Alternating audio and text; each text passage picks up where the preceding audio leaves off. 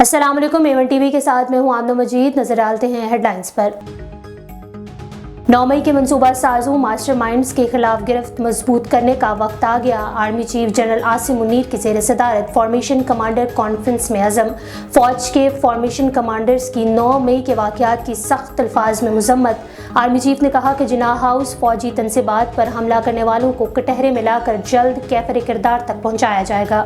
کارروائیاں army act اور official اور سیکریٹریٹ ایکٹ کے تحت کی جائیں گی۔ کثرت سے جمع ناقابل تردید شواہد کو جھٹلایا یا بگاڑا نہیں جا سکتا۔ انسانی حقوق کی خلاف ورزیوں کے پیچھے پناہ لینے کی کوشش لا حاصل ہے۔ جناح ہاؤس لاہور حملے کا ایک اور مرکزی شرپسند بے نقاب شرپسند قاسم خان درانی پاکستان تحریک انصاف یوتھ ونگ لاہور کا انفارمیشن سیکرٹری ہے۔ کور کمانڈر ہاؤس پر حملے کی منصوبہ بندی پہلے سے زمان پارک میں کی گئی۔ منصوبے پی ٹی آئی کی قیادت نے بنائے۔ یاسمین راشد، محمود رشید شامل تھے۔ شرپسند حاشر خان درانی کے حیران کن انکشافات۔ شہداء کے غمزدہ گھر والوں کا 9 مئی کے شرپسندوں کو کڑی سزا دینے کا مطالبہ۔ اہلیہ شہید حوالدار شعیب علی کہتی ہیں کہ سانحہ 9 مئی کا بہت دکھ ہے۔ شہید نائب صوبیدار فاروق عباسی کی بیٹی نے کہا کہ آج ہم شہداء کے خون کی وجہ سے ملک میں بیٹھے ہیں۔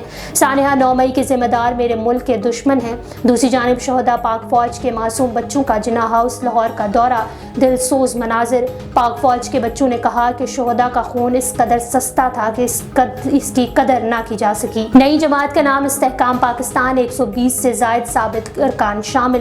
لاہور میں جہانگیر ترین اور علیم خان کا سیاسی رہنماؤں کے اعزاز میں عشائیہ۔ مہمانوں میں فواد چودھری، عمران اسماعیل، علی زیدی، عامر کیانی، فیاض الحسن چوہان کی شرکت۔ پارٹی میں شامل نوریش شکور، یاسر ہمایوں، مراد راز چودھری ظہیر، فردوس عاشق اوان بھی شامل۔ محمود مولوی، نعمان لنگڑیار، جے پرکاش، جی جمال اور دیگر درجنوں شامل۔ باغ آزاد کشمیر کے حلقہ LA-15 میں ضمنی انتخابات، پولنگ جاری۔ نون لیگ، پیپلز پارٹی اور پاکستان تحریک انصاف کے امیدوار آمنے سامنے۔ حلقے میں 179 پولنگ اسٹیشنز قائم، 30 حساس، 20 حساس ترین قرار دیے گئے۔